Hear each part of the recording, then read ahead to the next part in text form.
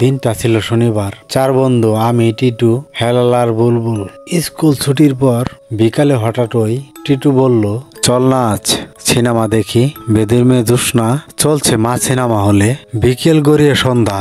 আমরা চারজন বের হলাম হাঁটতে হাঁটতে নালিতাবাড়ি বাজারের পথে। হাওয়ায় শীতের কামড়, আকাশে হালকা কুয়াশা। মনটা ছিল একদম ফুরফুরে। গল্প হাসি মজা করতে করতেই পৌঁছে গেলাম সিনেমা হলে। 60 টাকায় টিকিট কিনলাম 4টা। বুঝতেই পারো তখনকার দিনে 60 টাকা ছিল অনেক। সিনেমা চললো প্রায় 3 ঘন্টা। আমরা মুগ্ধ হয়ে দেখলাম। গান, গল্প, আলো, হাসি, সময় কেটে গেল টের পেলাম না। যখন সিনেমা শেষ হলো রাত প্রায় 12:30। বাজার নিস্তব্ধ, দোকানপাট সব বন্ধ। রাস্তায় একটা গাড়িও নেই। আমাদের পকেট ফাঁকা, পেটও খালি। তবু হাসতে হাসতে হাঁটা শুরু করলাম বাড়ির দিকে। রাস্তা ছিল কাঁচা, পাশে ঘন জঙ্গল, হালকা কুয়াশা, ঠান্ডা বাতাস, আর ভিতরে এক অজানা অস্বস্তি। আমি তখন মাত্র 14 বছরে, বাকি বন্ধুরা প্রায় সমবয়সী। অন্ধকারে কিছুই দেখা যাচ্ছে না। হেলাল হঠাৎ বলল, একটা মশাল বানাই, না হলে কিছুই দেখা যাবে না। একটা শুকনো ডাল, একটা গামছা আর ম্যাচ দিয়ে আমরা মশাল জ্বালালাম। আগুনের আলোয় আমাদের মুখগুলো লালচে দেখাচ্ছিল, আর চারপাশে ছায়া লড়ছিল অদ্ভুত ভাবে, যেন কেউ লুকিয়ে আমাদের দেখছে।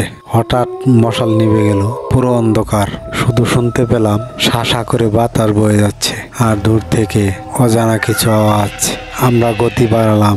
বাজার পার হয়ে নাটগাড়ে কাছে পৌঁছালাম। সে অবাক হয়ে জিজ্ঞেস করলো, এত রাতে কোথা থেকে আসতেছ?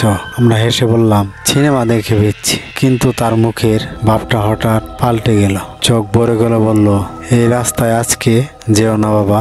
আজকে ওই ব্রিজের পাশে আবার দেখা গেছে ওকে। আমরা কেউ কিছু বুঝতে পারলাম না। ও মানে কে? আমরা হেসে উড়িয়ে দিলাম কথাটা। আর মাত্র 1 কিলোমিটার বাকি ছিল আমাদের বাড়ি। রাস্তাটা কুয়াশায় ঢেকে গিয়েছিল পুরোপুরি। হঠাৎ হেলাল চিৎকার করে বলল, দেখ ওইটা কি বসে আছে সামনে। আমরা থেমে গেলাম। দেখি এক ছোট মেয়ে, হয়তো 8-9 বছরের, সাদা কাপড়ে মোড়া, রাস্তার পাশে বসে আছে পিছন ফিরে। বুলবুল ম্যাচ জেলে আলো ফেললো, কিন্তু মেয়েটা লড়লো না, তাকালো না। আমরা ডাক দিলাম, এই কে তুমি? কোনো সাড়া নেই, কেবল ঠান্ডা বাতাসের হাহাকার। তারপর ধীরে ধীরে মেয়েটা গলা ঘুরাতে শুরু করলো। একেবারে 180 ডিগ্রি ঘুরে গেল, কিন্তু শরীরটা লড়ল না। তার মুখে চোখ নেই, শুধু ফাঁকা গর্ত, আর তাতে কালো ধোঁয়া ঘুরছে। একটা অদ্ভুত শব্দ, আমরা চারজন চিৎকার করে ছুটে পালালাম। পিছনে তাকানোর সাহস হয়নি। শুধু একবার মনে হলো কেউ যেন আমাদের পিছনে হাঁটছে। চুপচাপ ধীরে ধীরে বাড়ি পৌঁছে আমরা হাঁপাতে হাঁপাতে দরজা বন্ধ করে দিলাম। সারা রাত চোখে ঘুম আসেনি। পরদিন সকালে আবার সেই জায়গায় গিয়ে দেখি রাস্তার ধারে কেউ নেই, কিন্তু মাটিতে পড়ে আছে সেই সাদা ছিঁড়া কাপড়, আর তাতে কালচে দাগ, যেন পোড়া দাগের মতো।